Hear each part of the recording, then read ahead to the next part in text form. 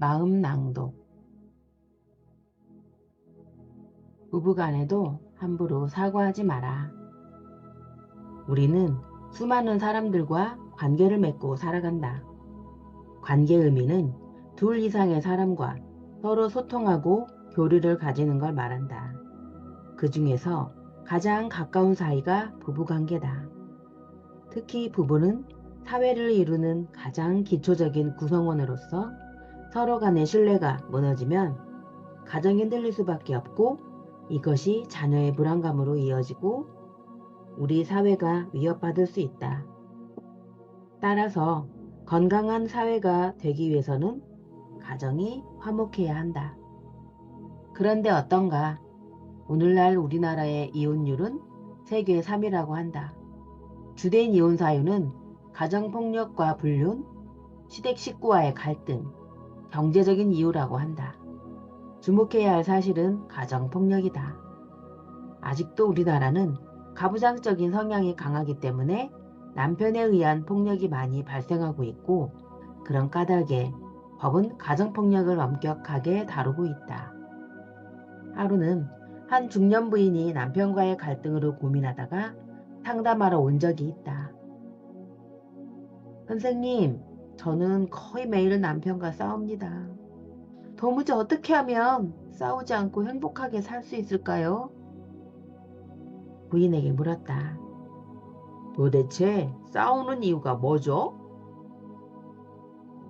이유를 잘 몰라서 답답합니다.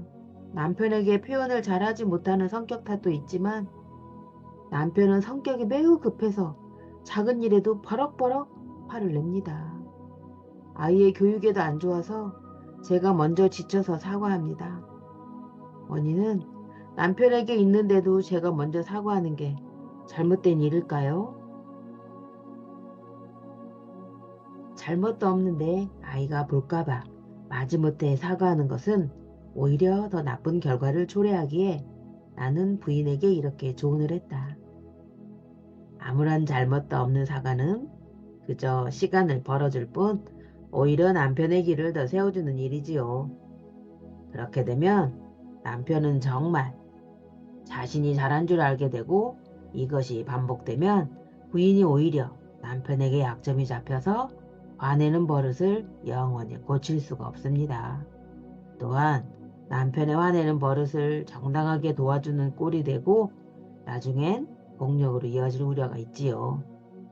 그러므로 잘못한 일이 없으면 절대로 사과하지 마세요. 남편이 잘못을 인정하고 사과할 수 있도록 조치를 해야 합니다. 그리고 남편이 폭행을 하면 먼저 경찰에게 도움을 요청하세요. 그러지 않고서는 남편의 버릇을 고칠 수 없어요.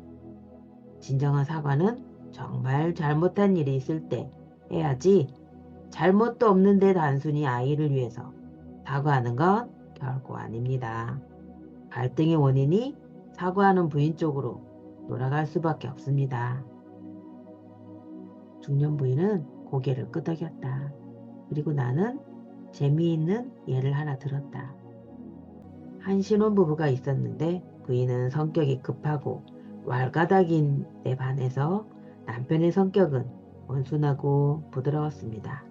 하루는 남편이 일을 마치고 오랜만에 친구를 만나 술 한잔 하다가 전화도 하지 않고 좀 늦게 귀가했지요. 부인은 무척 화가 나 있었습니다. 남편이 늦어서 미안해 사과했지만 부인은 볼펜과 종이를 가지고 와서 버럭 화를 내면서 다음부터는 늦게까지 술을 마시지 않겠다 각서를 쓰라고 했습니다. 남편은 별 생각 없이 각서를 써주었다고 합니다. 그런데 그 후부터 남편이 자기의 심기를 조금만 건드려도 부인은 각서를 쓰라고 요구했고, 그때마다 남편은 각서를 썼다고 합니다. 화를 내지 않겠다고 시댁에 돈을 보내지 않겠다고, 용돈을 아껴 쓰겠다고, 심지어 술 친구들을 만나지 않겠다고 그때마다 각서를 쓰고 상황을 마무리했답니다. 부인은 닥달하면 이런 방구도 없이 각서를 쓰는 남편의 행동이 재미있었는지 자꾸 각서를 요구했는데, 그러다 보니 신혼의 재미는 사라지고 각서를 쓰는 것이 버릇이 되었습니다. 물론 남편도 재미로 각서를 썼다고 합니다. 몇 년이 흐른 뒤 부인의 서랍에는 남편이 쓴 각서가 수북하게 쌓여 있었습니다. 어느 날 부부지간에 중대한 사건이 발생했습니다. 남편이 다니던 회사가 경영난을 겪으며 갑자기 실직하게 되어 청천벽력 같은 일이 일어났습니다. 남편은 새 직장을 얻기 위해 노력했지만 취직이 되지 않아서 술로 때우는 날이 많아졌습니다. 결국 부인이 대신 일을 시작하고부터 서로에게 소홀하게 되었습니다. 그런데 부인은 옛 남자친구와 외도까지 저질렀고 남편이 이 사실을 알게 되었지요. 부인은 외도한 사실이 발각되자 적반하장으로 남편에게 이혼 소송과 위자료를 요구하게 되었다고 합니다. 먼저 가정을 깬 사람은 부인인데도 법원은 이혼의 모든 책임을 남편에게로 돌렸습니다. 왜 그럴까요? 그동안 부인에게 써준 각서가 증거물이 되었던 것입니다. 남편은 정말 미치고 환장을 노리셨지요. 가장 문제가 된 것은 각서 중에 써준 언어폭력이었습니다. 백수 생활이 지속되는 것을 보고 부인은 사사건건 남편을 못마땅하게 생각하고 있었는데 이것이 부부싸움으로 번져서 서로 욕하고 싸웠던 것입니다. 그때마다 남편은 가정의 평화를 깨지 않기 위해 다시는 언어폭력을 하지 않겠다고 각서를 써주었던 것입니다.